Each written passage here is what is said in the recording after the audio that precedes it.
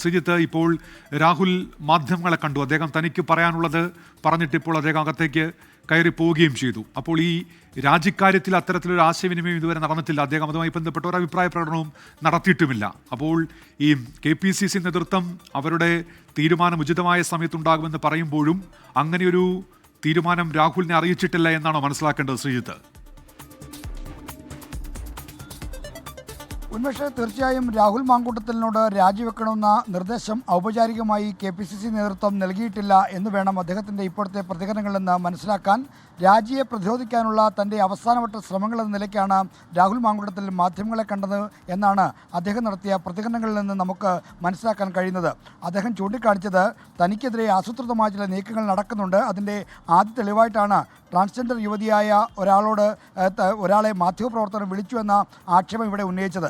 എന്നാൽ അതിനേക്കാൾ ഗുരുതരമായ ആക്ഷേപങ്ങൾ ശബ്ദരേഖയുടെ രൂപത്തിൽ ഇന്നലെയും മിനിങ്ങാന്നുമായി പുറത്തു വന്നു.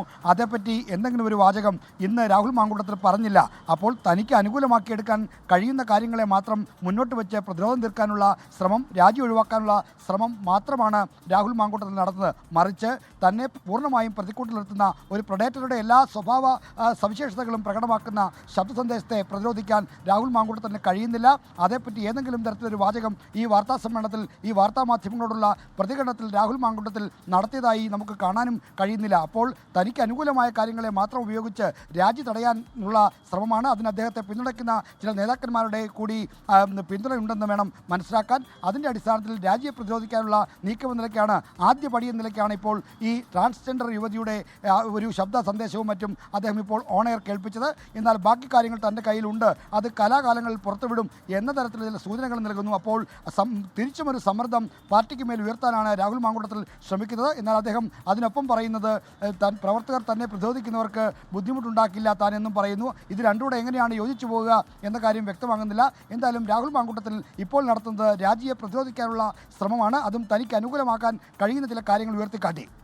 ഇപ്പോൾ ശ്രീജിത്ത്, ഈ നേതാക്കളുടെ പരസ്യ പ്രതികരണങ്ങൾ വന്നു കഴിഞ്ഞിട്ടുണ്ടല്ലോ. ഇപ്പോൾ ഉമാ തോമസ് MLA കാര്യത്തിൽ ഇപ്പോൾ ഷാനിമോൾ ഉസ്മാൻ, ജോസഫ് വാഴക്കൻ തുടങ്ങിയ നേതാക്കളൊക്കെ പരസ്യമായി തന്നെ ഇത് പറയുന്നുണ്ട്, ഈ MLA സ്ഥാനത്ത് നിന്ന് മാറി നിൽക്കണമെന്ന്. അപ്പോൾ അതിനെ പ്രതിരോധിക്കാൻ ഈ രാഹുലിൻ്റെ ഇപ്പോഴത്തെ ഈ ചെറിയൊരു മറുപടി അതുകൊണ്ട് കഴിയുമെന്നാണോ ശ്രീജിത്ത്? അതുകൊണ്ടൊന്നും ഇപ്പോൾ രാഹുൽ മാങ്കൂട്ടത്തിൽ നടത്തിയ പ്രതികരണം കൊണ്ടൊന്നും രാജിയെ പ്രതിരോധിക്കാൻ കഴിയുമെന്ന് തോന്നുന്നില്ല. കാരണം ഞാൻ സൂചിപ്പിച്ച പോലെ നിർണായകമായ, അദ്ദേഹത്തെ ഏറ്റവും രൂക്ഷമായി അദ്ദേഹത്തിൻ്റെ സ്വഭാവ സവിശേഷതകൾ വെളിവാക്കുന്ന, സ്വഭാവ വൈകൃതങ്ങൾ വെളിവാക്കുന്ന ശബ്ദ സന്ദേശം കഴിഞ്ഞ 2 ദിവസമായി പുറത്തു വരുന്നുണ്ട്. ആ പുറത്തു വന്ന സന്ദേശത്തെപ്പറ്റി ഇന്ന് എന്തെങ്കിലും പറയാനോ മറ്റു കാര്യങ്ങൾ, അതിനാകെ അദ്ദേഹം സൂചിപ്പിച്ച ഒരു വാചകം, അറ്റവും വാലും മുറിച്ച് ഏതെങ്കിലും ഓഡിയോ സന്ദേശം താൻ കേൾപ്പിക്കുകയല്ല, മറിച്ച് ഈ ട്രാൻസ് യുവതിയുടെ കാര്യം താൻ തത്സമയം കാണിക്കുകയാണ് ചെയ്തതെന്ന ഒരു ന്യായവാദം മാത്രമാണ് പറഞ്ഞത്. അറ്റവും വാലും മുറിച്ചതല്ലാതെ അദ്ദേഹത്തിൻ്റെ പൂർണ്ണ രൂപമുണ്ടെങ്കിൽ എന്തുകൊണ്ട് അദ്ദേഹം ആ നേരത്തെയുള്ള ശബ്ദ റെക്കോർഡ് അത് പൂർണ്ണമായി കാണിക്കാൻ രാഹുൽ മാങ്കൂട്ടത്തിൽ ഈ ഘട്ടത്തിൽ തയ്യാറാകുന്നില്ല?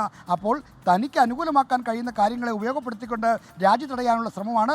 അത് വൃഥാവിലാകാനുള്ള സാധ്യതയാണ് കൂടുതൽ എന്നാണ് നമുക്ക് ഈ ഘട്ടത്തിൽ റിപ്പോർട്ട് ചെയ്യാൻ കഴിയുക.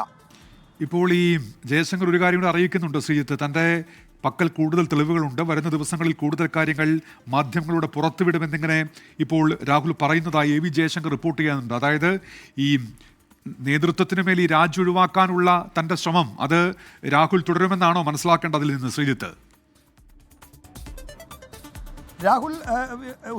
രാഹുൽ ആരോടാണ് ഈ ഭീഷണി നടത്തുന്നത്, ഈ മുന്നറിയിപ്പ് നൽകുന്നത്? കോൺഗ്രസ് നേതൃത്വത്തോടാണോ, അതോ അദ്ദേഹത്തെ ജയിപ്പിച്ച പാലക്കാട് മണ്ഡലത്തിലെ ജനങ്ങളോടാണോ, അതോ കേരളത്തിലെ പൊതുസമൂഹത്തിനോടാണോ?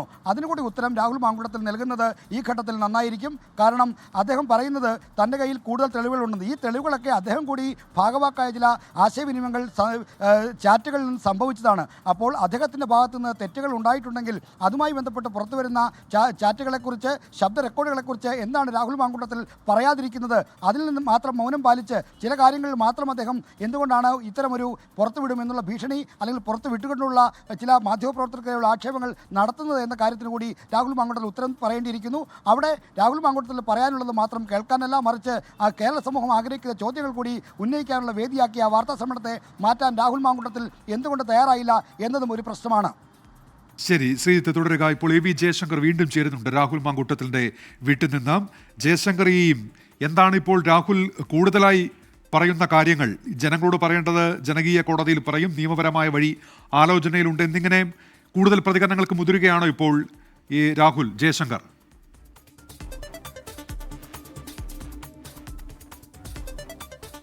ഉന്മേഷ്, ഈ വാർത്താ സമ്മേളനത്തിൽ തന്നെ അദ്ദേഹം ഇക്കാര്യങ്ങൾ വ്യക്തമാക്കിയിരുന്നു. അതായത് തൻ്റെ പക്കൽ കൂടുതൽ തെളിവുകൾ ഉണ്ടെന്നാണ് രാഹുൽ ഈ ഘട്ടത്തിൽ നിലവിൽ പറയുന്നത്. ആ തെളിവുകൾ വരും ദിവസങ്ങളിൽ ഓരോ തവണ മാധ്യമങ്ങളെ കണ്ടുകൊണ്ട് അക്കാര്യങ്ങൾ പുറം ലോകത്തുമായി പങ്കുവെക്കുമെന്നാണ് രാഹുൽ പറയുന്നത്. അതായത് താൻ തെറ്റ് ചെയ്തിട്ടുണ്ടോ ഇല്ലയോ എന്നുള്ളതിൻ്റെ തെളിവുകൾ പൂർണ്ണമായി പുറത്തുവിടും. തൻ്റെ ഭാഗം കൂടി ജനങ്ങൾ കേൾക്കേണ്ടതുണ്ട്. പക്ഷേ അത് പൂർണ്ണമായി ഒറ്റയടിക്ക് ഒരു വാർത്താ സമ്മേളനത്തിൽ പങ്കുവെക്കില്ല എന്നൊരു സന്ദേശം കൂടി അദ്ദേഹം നൽകുന്നുണ്ട്. ഈ ജനങ്ങളുമായി പങ്കുവെക്കേണ്ട കാര്യങ്ങൾ ജനകീയ കോടതിയിൽ പങ്കുവെക്കും. ജനകീയ കോടതി എന്നതുകൊണ്ട് അദ്ദേഹം ഉദ്ദേശിക്കുന്നത് മാധ്യമങ്ങളെ തന്നെയാണ്. അതായത് വരും ദിവസങ്ങളിലും മാധ്യമങ്ങളെ കണ്ട് ഇന്ന് അവതരിപ്പിച്ചതുപോലെയുള്ള സമാന കാര്യങ്ങൾ ഇനി വീണ്ടും അവതരിപ്പിക്കും. ഒപ്പം തന്നെ നിയമപരമായി പോകേണ്ടത് നിയമവഴികളിലൂടെ തന്നെ പോകുമെന്നും രാഹുൽ മാങ്കൂട്ടത്തിൽ പറയുന്നു. അതായത് ഈ ആരോപണങ്ങളിൽ ഒരുപക്ഷെ രാഹുൽ നിയമവഴിയിലേക്ക് പോകുമെന്നൊരു സൂചന കൂടിയാണ് എന്തായാലും ഈ വാർത്താ സമ്മേളനത്തിലൂടെ പറയുന്നത്. ഇത് രാഹുൽ മാങ്കൂട്ടത്തിൻ്റെ ഒരു ട്രെയിലർ മാത്രമെന്നാണ് അദ്ദേഹവുമായി ബന്ധപ്പെട്ട കേന്ദ്രങ്ങൾ പറയുന്നത്. അതായത് ഇതിൽ ഇനിയും കൂടുതൽ കാര്യങ്ങൾ രാഹുലിന് പങ്കുവെക്കാനുണ്ട്. പക്ഷേ അപ്പോഴും ഒരു ചോദ്യം, ഇതെല്ലാം കൂടി ഒറ്റൊരു വാർത്താ സമ്മേളനത്തിൽ പൊതുജനങ്ങൾക്കുള്ള മുഴുവൻ ചോദ്യങ്ങൾക്കും ഉള്ള ഉത്തരം അദ്ദേഹത്തിന് പറഞ്ഞുകൂടെ? ഇതെന്തിനാണ് ഇങ്ങനെ ഓരോ വാർത്താ സമ്മേളനം നടത്തുന്നത്, ഇല്ലെങ്കിൽ ഓരോ തവണ അവതരിപ്പിക്കുന്നതെന്നൊരു ചോദ്യം അവിടെ നിലനിൽക്കുന്നുണ്ട്. പക്ഷേ അപ്പോൾ പോലും കൂടുതൽ കാര്യങ്ങൾ തനിക്ക് പറയാനുണ്ട്. അത് വരും ദിവസങ്ങളിൽ അല്ലെങ്കിൽ വരും മണിക്കൂറുകളിൽ പൊതുസമൂഹത്തിന് മുമ്പിൽ എത്തിക്കുമെന്നാണ് രാഹുൽ മാങ്കൂട്ടം എന്തായാലും നിലവിൽ വ്യക്തമാക്കുന്നത്. KPCC ഉൾപ്പെടെ രാജ്യവുമായി ബന്ധപ്പെട്ട് വലിയ സമ്മർദ്ദം രാഹുലിന് മേൽ ചുമത്തുന്നൊരു ഘട്ടത്തിലാണ് രാഹുൽ മാങ്കൂട്ടത്തിൽ പുതിയ തന്ത്രവുമായി വന്നിരിക്കുന്നത്.